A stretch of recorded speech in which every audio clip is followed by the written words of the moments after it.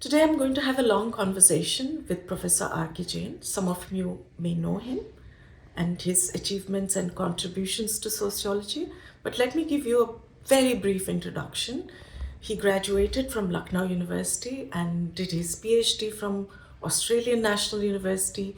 He subsequently taught at Oxford University, and he then moved on to JNU, where he stayed on till he retired. He has many books and articles to his credit, as well as he was conferred with many awards. He was the Tagore Fellow, which was conferred or awarded by the Ministry of Culture, Government of India. He was also given a Lifetime Achievement Award by the Indian Sociological Society, as well as the International Union of Anthropological and Ethnological Sciences. The Asiatic Society has also awarded him with the Armandale Award. And today, as I mentioned, I'm just delighted to have this conversation with him. Thank you very much, Professor Kiranmai. You have been one of my cherished students, and it's a pleasure to have you come all the way from Delhi to Mumbai to talk to me. You see, I have had a checkered history of doing both anthropology, socio-cultural anthropology, and sociology. And in fact, as I see it, there is not much of a distinction between the two in a categorical sense, though there are differences of emphasis, technique, methodology, and so on. Now, I don't know whether you want me to give a rundown on my career right from Lucknow University, from where I went to do my PhD at the Australian National University, and then went to teach at Oxford University, and then came finally to JNU and retired from there in 2002. Now, you see, in Lucknow, I think I have had the benefit of your questions earlier, and I think one of the questions you asked me as to what my experience in Lucknow was, and also what prompted you to choose sociology over other disciplines. Right. You see, in Lucknow University, when I did my undergraduate course, after doing the higher secondary, which was called intermediate in those days, because I am talking of a period from 1954 to 1961, right, very early, and at that time there was no separate faculty of social sciences. Humanities and social sciences were taught together in the Faculty of Arts.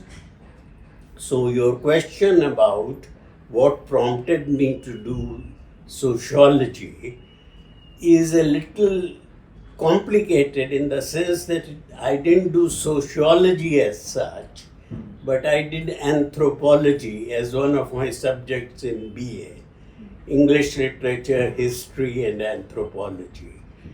But the ambience of the Faculty of Arts was tilted towards the social sciences in general, and the social sciences and the humanities were combined. So, one of the things which prompted me to take up anthropology was that Professor D.N. Majumdar, who was a distinguished international anthropologist even in those days, was the head of the Department of Anthropology. And he had 3 foci of what anthropology would be. One was that there was holism, in the sense that various disciplines overlapped, and this was methodologically so, and in terms of substantive area, there was a whole span of cultures, right from tribal societies up to civilizations, which were covered in this holistic concept. The second thing was that there was the eclecticism, no doctrinaire tilt to what general anthropology was about. Anthropology and sociology were taught together, and also political science, history, and other disciplines which have now come home to roost in social sciences was in an incipient way done by Majumdar in Lucknow University, and some of my other teachers like T.N. Madan, Gopal Sharan, and K.S. Mathur, and D.K. Sen. They were all enthusiastic pursuers of this holistic and eclectic type of anthropology. And the third thing was that this was outward looking. There was no involution, in the sense that Majumdar was, even at that stage, an international figure, as I said, and he represented Indian anthropology at the Wenner-Gren Foundation for Anthropological Studies Symposium, International Symposium in New York, and made significant contribution. So we were outward looking from most of the time, and these things cast an influence on me earlier on. So that is where anthropology, sociology, and sociology, my subsequent career as a sociologist and anthropologist began. And obviously you went on to pursue your PhD Right. At ANU, Australian National University in Canberra, had instituted international scholarships from developing countries, and I got selected for a scholarship in social anthropology in 1961, and for the next 5 years I was trained in intensive fieldwork procedures and methodology, as well as theoretical concepts in anthropology and sociology, because this was a combined department of anthropology and sociology where I got this scholarship. And there I chose to study South Indian plantation workers in Malaysia. And I think, Professor Kiranmai, you had asked me in your questions as to why I chose that kind of a thing. Yeah, I this just before we come to your fieldwork, what I would like to know is, you mentioned this was in the 60s, right? And you had also done your undergrad in the late 50s. This was the time India was emerging to be this new nation, an independent nation which was very modernistic in its slant, because Nehru believed that it's a new birth of a new nation in many ways. And at one end you have this very modernistic slant of a nation. I believe that sociology or anthropology had these vestiges of colonialism, which tended to look at many, quote unquote, the other cultures as, again, quote unquote, primitive. Also, you had the Bosnian Gaussian kind of anthropological Right. tradition which came from America, which was very particularistic in its orientation. So how did this disjuncture between this kind of, let's say, I'm using the word deliberately, baggage that social anthropology had, how did that, slant and the modernistic nation that you were part of, how did this disjuncture, how did one navigate this as sociologists, but what did other fellow sociologists? This is a very subtle question in the sense that today, when you look upon the 60s, 1960s and so on, it seems that the idea of the new nation emerging, India, etc., was paramount. At the same time, this subject of social anthropology, cultural anthropology, and sociology as a study of other cultures was dominated by a colonial hangover. Now, I think I cut it through area studies in the sense that I was a research scholar in Australia, in ANU, in the Research School of Pacific Studies. And at that time, many research scholars, economists, political scientists, demographers were going to Southeast Asia from Australia to do field work.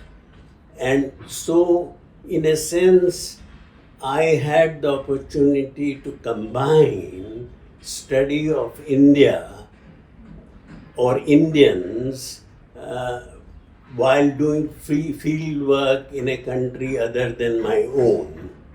So, I mean, the other culture's idea was compromised in a sense that I was studying Indians overseas.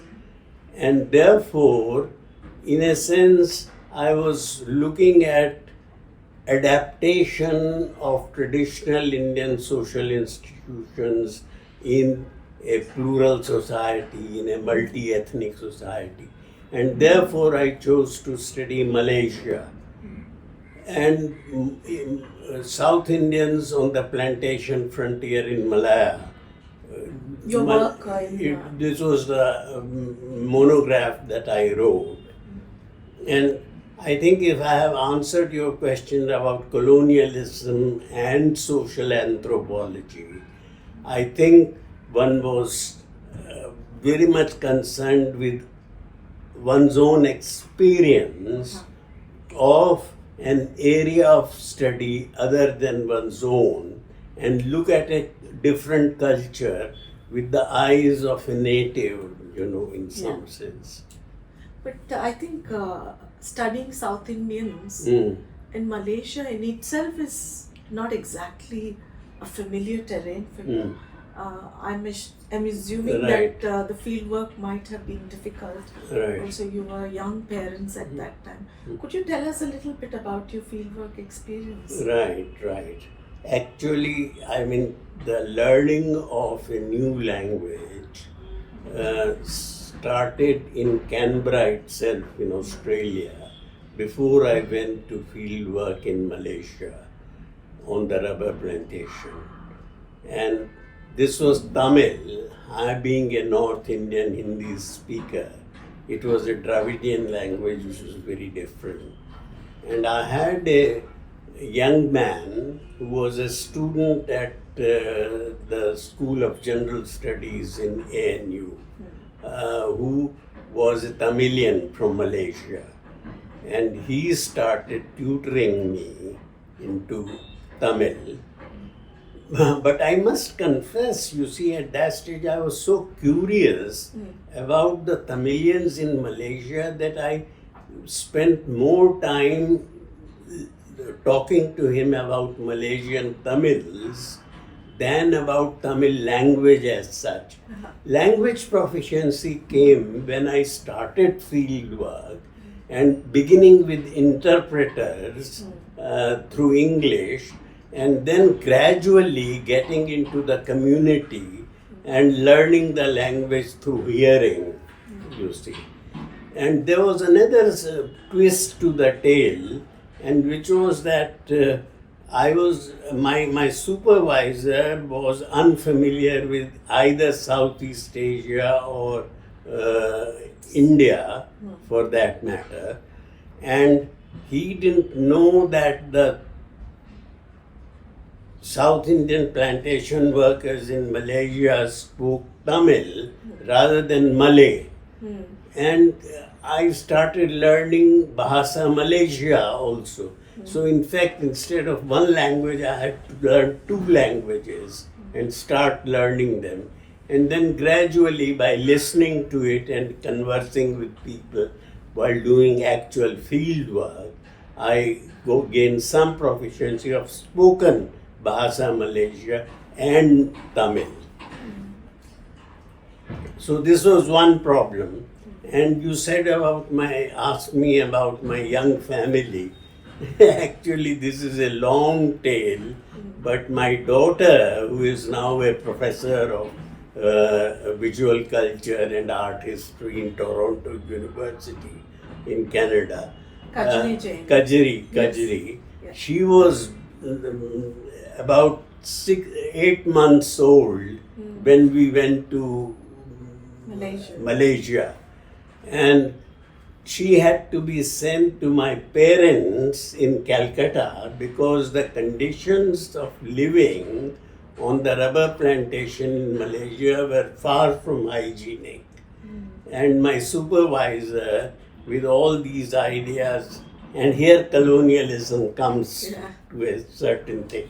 I mean, he said that it will be unsanitary for you, for a young child to stay there. And there comes the Indian part of our family tradition. My parents in Calcutta agreed very happily to receive Kajri through the air hostess in Calcutta while we were in Kuala Lumpur. And she grew up, Kajri grew up for 1.5 years with the family of my parents and brothers and sisters and so on. So young family at that stage was also, I wouldn't say casualty, but a part of the experience of field work in a foreign country. Yeah, I think this is something that I try to tell my students, that once you immerse yourself in field, everything else seems to sort of fall by the wayside in some ways, and it is something that one enjoys, I believe. Right.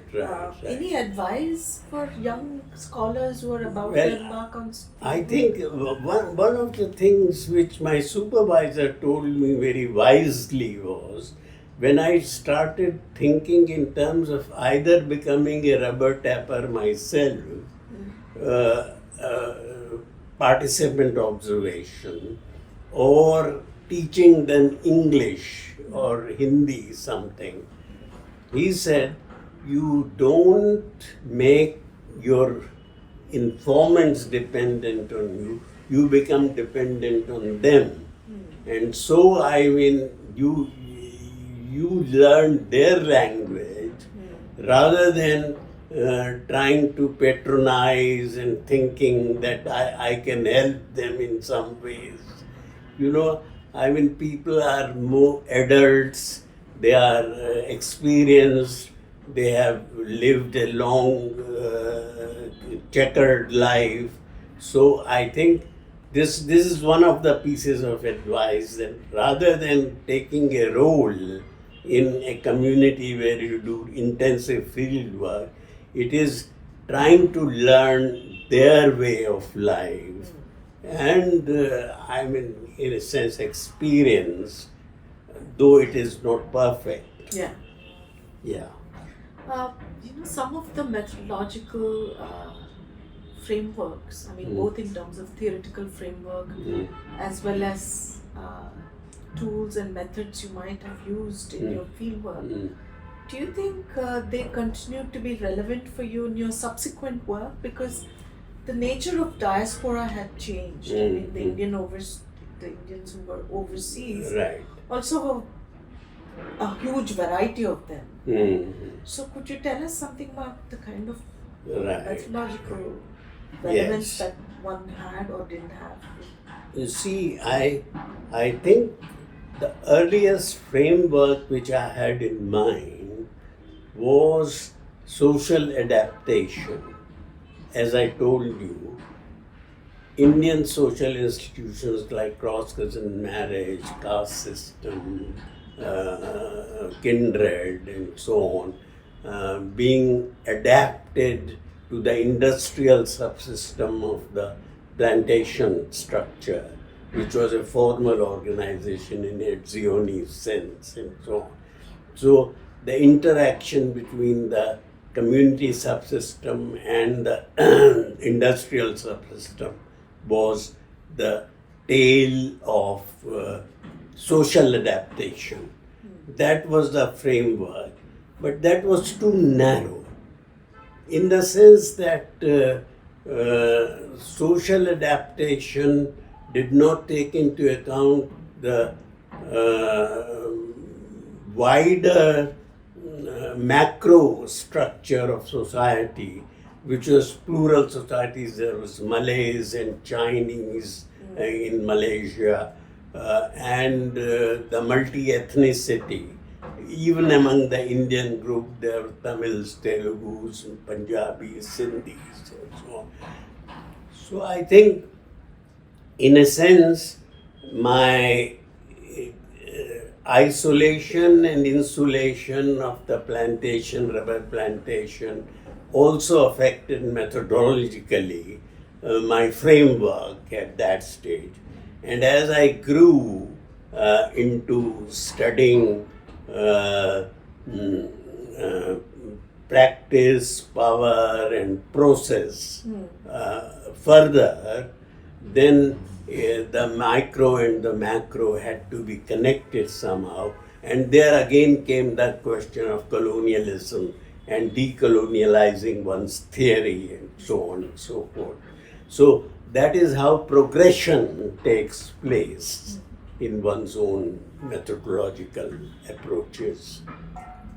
So you went to Oxford, and I suppose the fieldwork experience, your monograph, and of course your Lucknow experience could have all influenced or been informed some way your own,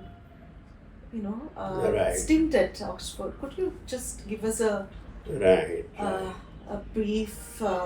You see, from Diaspora, I switched to more intensive studies and comparative studies of Indian society and culture in India itself.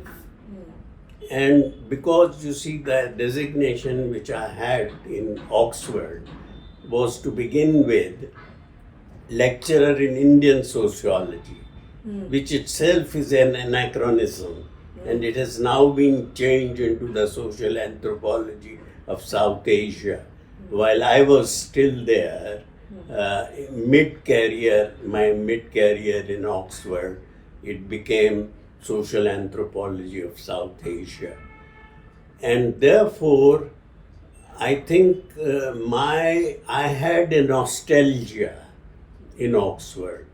I was teaching about India, Indian social structure, institutions, and so on and so forth, and the change which was taking place rapidly. And yet, I had no first-hand field experience in India itself. So I, along with my teaching and lecturing in Oxford, I also started on a field project in India, in Madhya Pradesh, in central India, in northern Madhya Pradesh in a region called Bundelkhand, Yes. where there was hegemony of Rajputs to begin with, and it has a historical background, and that how history is encapsulated by people today through legends and myths and so on was the kind of framework which I had in mind, and I practiced it by living in several villages in northern Madhya Pradesh. This was during my sabbatical from Oxford and summer vacations and so on and so forth.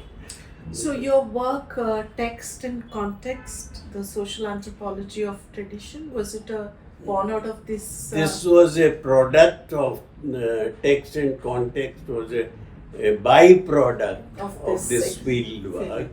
But more directly, I had a monograph called Between History and Legend, Status and Power in Bundelkhand, where in fact I was testing Dumont's theory of the relationship between status and power in India.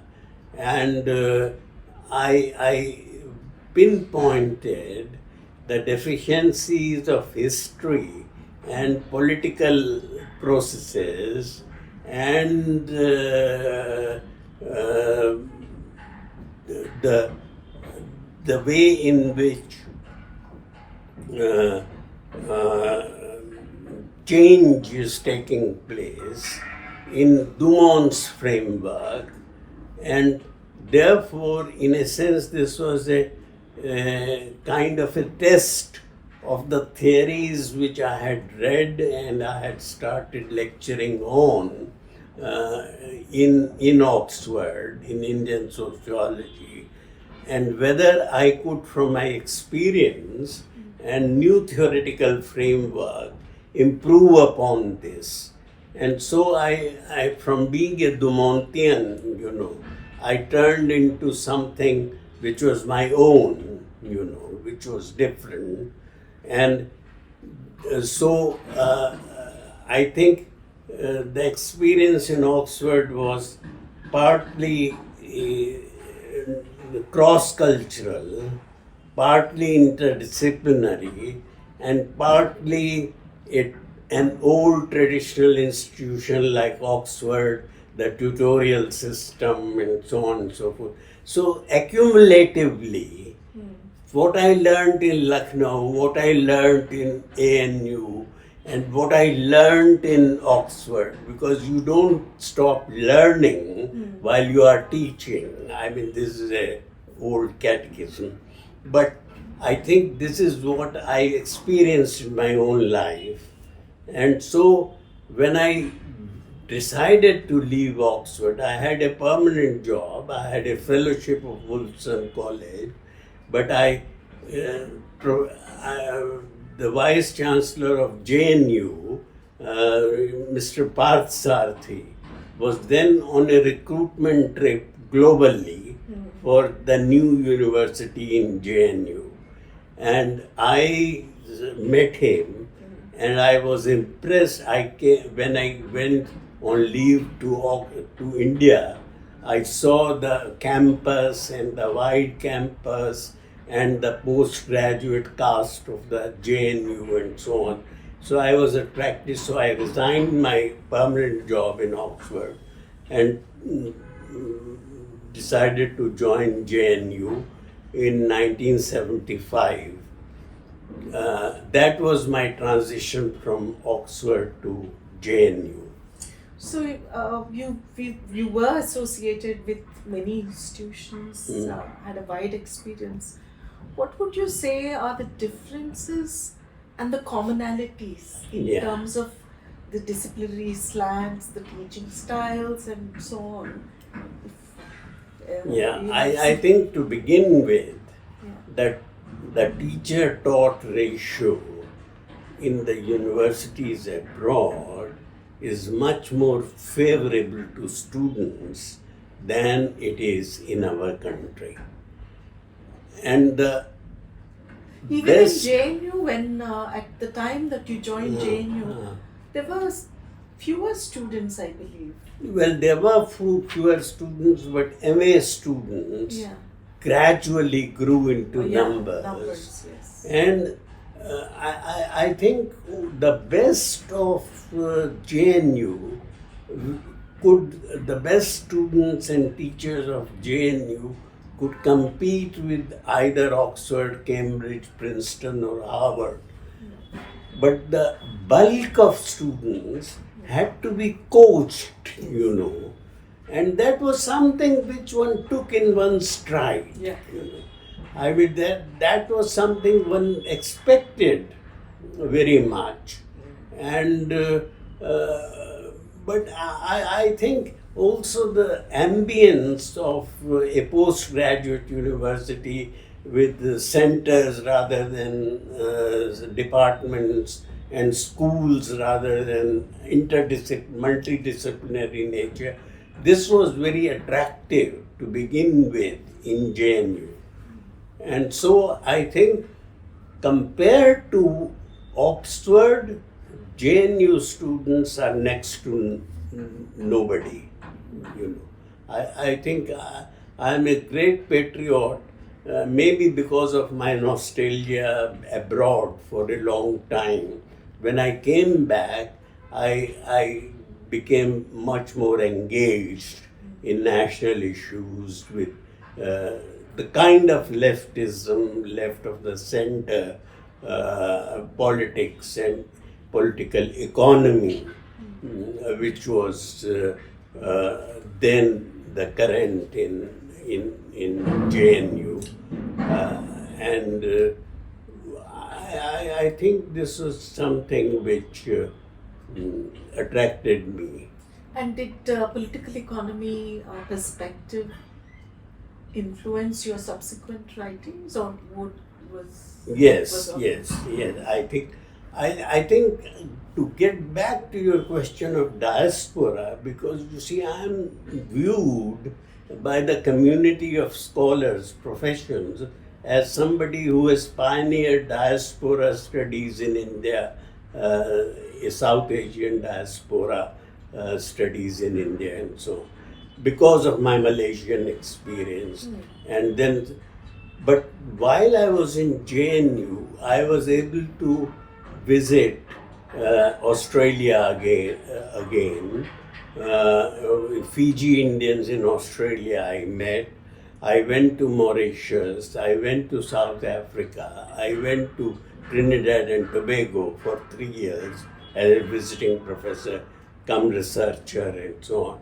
So I think JNU at that time was a liberation, and liberation not in the sense of involution, but looking outwards, you see.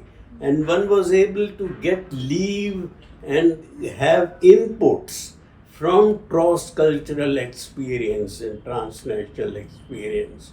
So diaspora became an important component of my teaching and learning,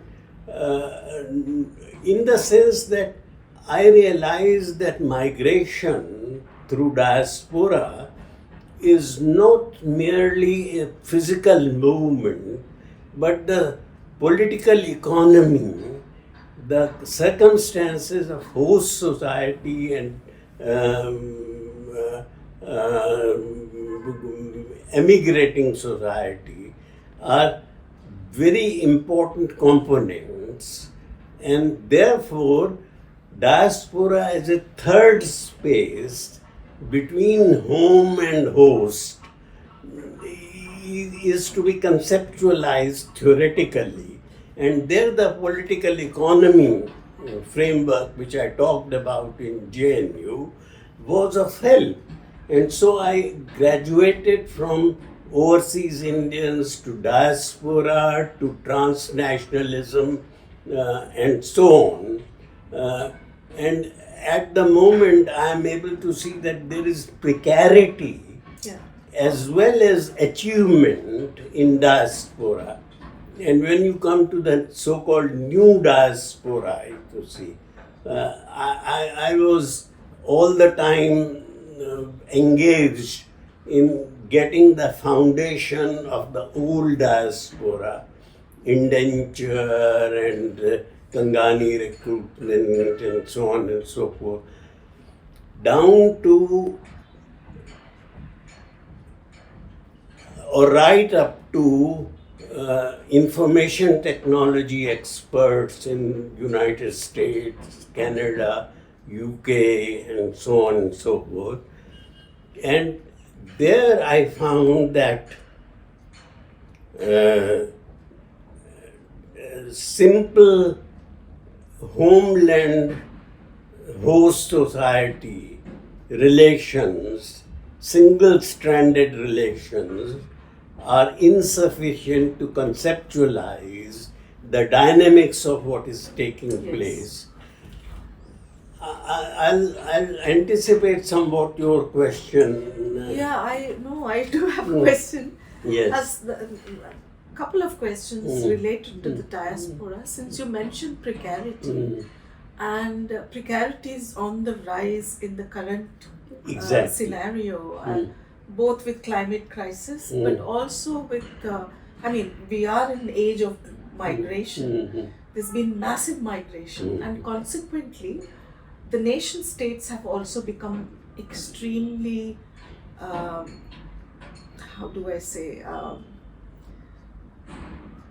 extremely protective of their borders, and so would you say, especially those nations which were, the European nations or in the West, nations in the West, which were born out of these civic ideas, of citizenship and so on, would you say with this rising protectionist tendencies and also their re-evaluation of their idea of nation, would you say that they might be going to cultural nationalism? Yes, I think this is a very perceptive observation, Kiran, because this is precisely what I find, that the precarity of the Indian diaspora leads one to think about the nation state and globalization on the one hand and nation state container identities on the other. And in fact, this tussle has been resolved in the direction of cultural nationalism, rather than becoming liberated.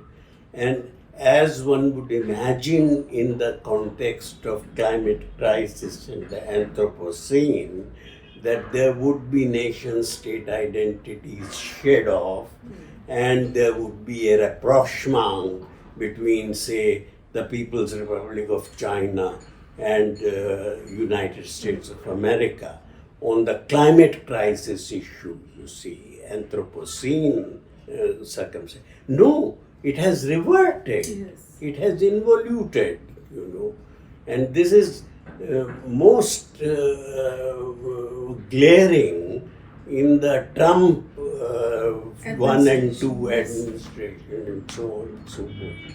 No, I see signs of that even in Europe. French society, which, they are the original republic, civic nations, and they are beginning to now talk about, the French culture, which is not in consonance with some of the immigrants. So you do see, because those nations were, after all, born with the idea of some element of homogeneous culture. Quite. So, yes, that's true. So homogeneity, talking about homogeneity, I do want to bring your attention to one of your works, which is Text in Context, which is Social Anthropology of Tradition. Because culture has become such a significant aspect of our lives these days, also because it's mediated by market as well as media. So would you say that it is highly contested, one, especially in the Indian context? And if it is so, on one level you have contestation, but another level there is elements which is an interpretation of texts Mm. and traditions, Mm. which then are hijacked by some communities more than others, or some groups, or some classes. So there is actually a very strange tussle between homogenization and a sort of hijacking and appropriation.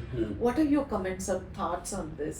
I think you touched a subject which we could discuss At length, great yes. length. Yes. But I think my own sort of feeling here is that if text and context meant that tradition, the social anthropology of tradition, which is the subtitle of my book, edited volume called Text and Context, then you see, I think that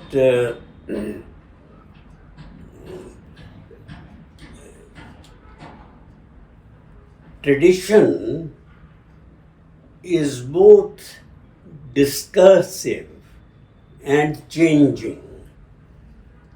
And this is something which, while I don't buy the rhetoric of Vishwaguru, but I think the unself-conscious pluralism of culture in India and the diversities, which are cultural diversities, metamorphosing under the weight of media and market is something which, in a sense, Indian experience and actually also the sensitivity to nature, which is in Tagore and Gandhi, you see, is something which goes in the direction of a path, for a civilization to be there now. But that is going into the realm of utopia a bit. Yeah. But your thing about media and market, I would like you to say something on this. It's again, one can have a long discussions, but my feeling is that because lately I've been following some of these social media platforms, trying to understand, because they're also field sites in their own worth. Right. And I find it quite fascinating that culture is floating about in these platforms quite significantly. Very well put. Yeah, it's floating around in that sense. And I sometimes wonder if culture is now beginning to be disembedded from its context.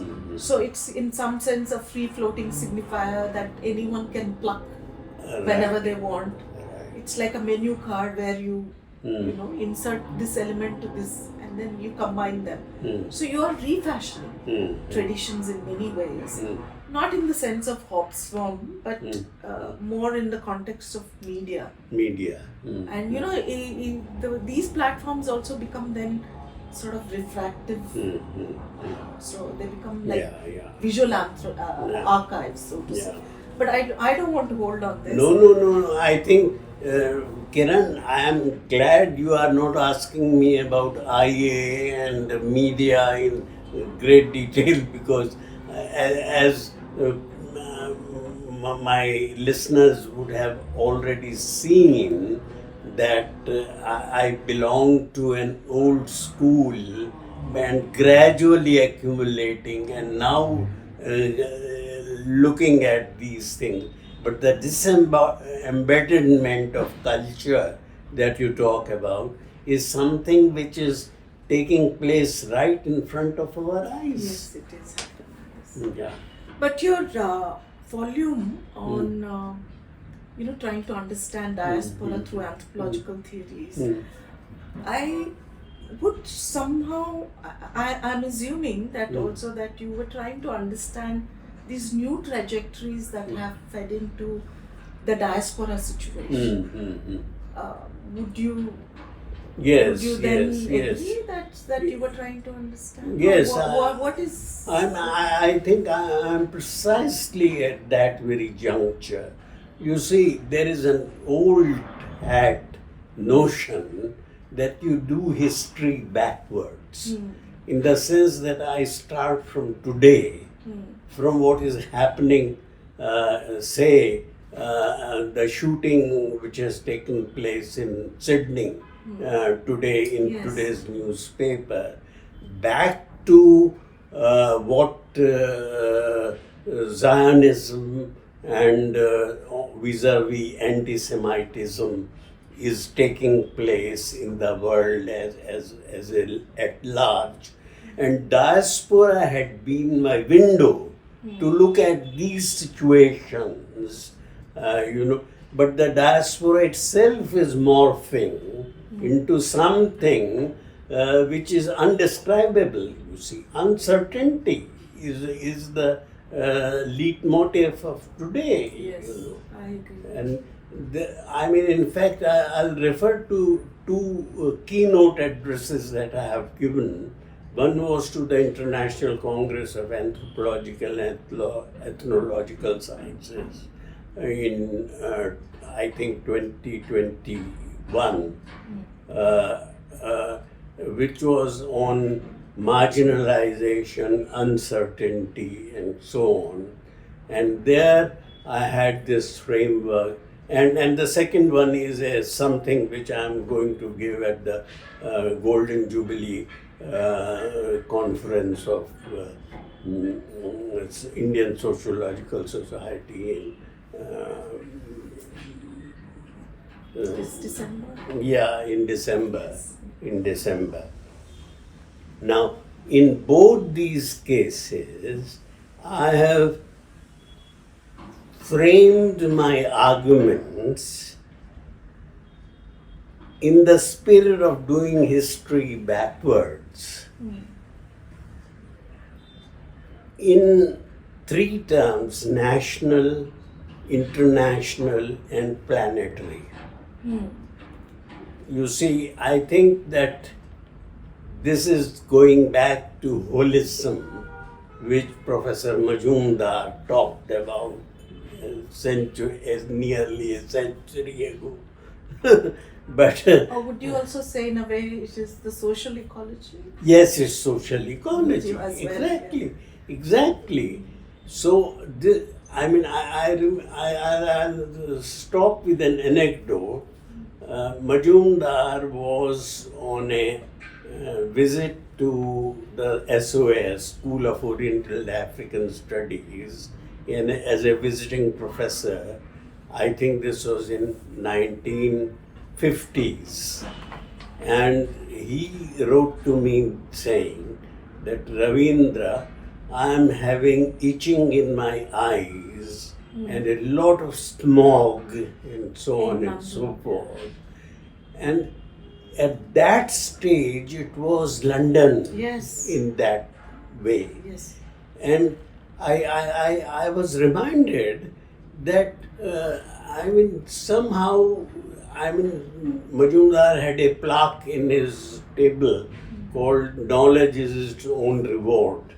That, in a sense, when I look back upon my days in Lucknow and look back on Majumdar's career and my teachers of anthropology and sociology, like sociologists like Radha Kamal Mukherjee, D.P. Mukherjee, and so on in Lucknow, I think because they combined humanities with social sciences, their vision was there. And in fact, I conclude my two keynote addresses while looking at this framework of national, international, and planetary by alluding to the moral and spiritual basis of human dealings, human thought everywhere. The leopard skin chief of Noor, described by Evans Pritchard, or the reasonable man, theorized through empirical instances by Glickman in Central Africa, and Confucianism having a spurt in the consciousness of Chinese, even after Mao and Mao Zedong and so on, and now, you see, I mean, or Raj Dharma, which was alluded to by Atal Bihari Vajpayee while criticizing present-day Prime Minister Modi while he was the Chief Minister of Gujarat, when he failed to stop the massacre of minority community by the majority and so on and so forth. So, I mean, whether you take Confucianism or Raj Dharma, I'm not talking of the text in the sense of hermeneutics. No, yeah. I mean, in context. Or you take the leopard skin chief or the reasonable man, etc. There is a certain substratum of morality and spirituality in all societies, which vision-wise, I would say, is something which I look forward to.